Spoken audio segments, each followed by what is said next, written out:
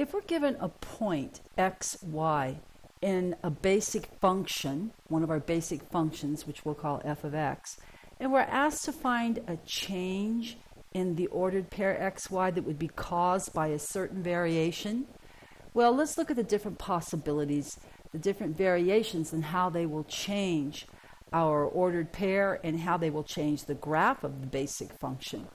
So you know you've got a basic function, you have a general idea of what the graph looks like.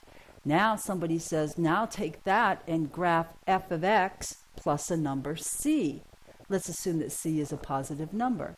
So you're going to be adding c outside of the basic function. So the f of x is one part, and then you're adding c.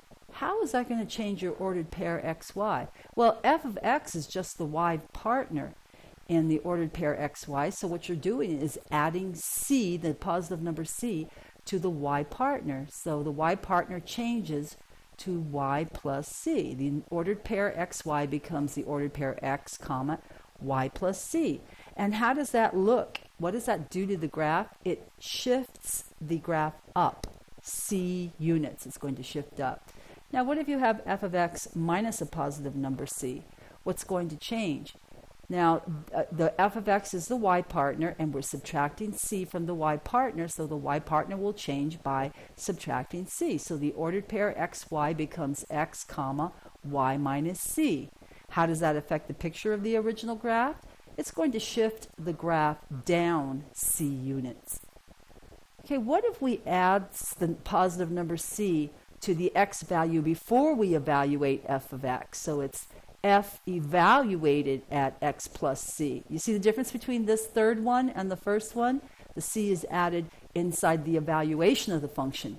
In that case, the x-coordinate is changing, but the x-coordinate always changes the opposite of what we expect it to. So instead of the x-coordinate changing by adding c, it's going to change by a subtraction of c. So the original ordered pair xy will become x minus c, comma, y. You see that? X minus c. So when you add the c to the evaluation of the function, the ordered pair xy becomes x minus c, comma, y. And how does the function shift the graph? It's going to shift to the left. So you add c, the function shifts to the left. I know you would have guessed right, but there are reasons why it does the opposite of what you anticipate. Whenever you mess around with the c, the x value, do anything to the x value, the effect on the graph is the opposite of what you would assume.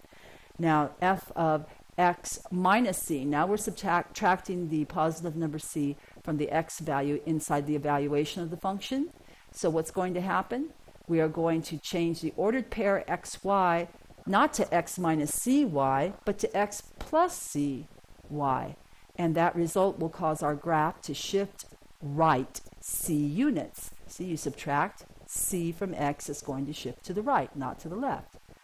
Okay, what about if we take the function f of x and we put a negative sign in the front? How will that affect the ordered pairs? Well, f of x is the y partner, so the ordered pair xy becomes x, comma, negative y, and it's going to cause us to reflect about the x-axis. So we'll get a mirror image on each side of the x-axis. What happens when we make the x inside the evaluation of the function into a negative? That's going to change the ordered pairs to xy is now negative xy, and the reflection is going to be a reflection about the y-axis. So we'll get a mirror image on both sides of the y-axis. Okay, now, what if we have a number greater than 1, c is greater than 1, multiplying out in the front of the function f of x?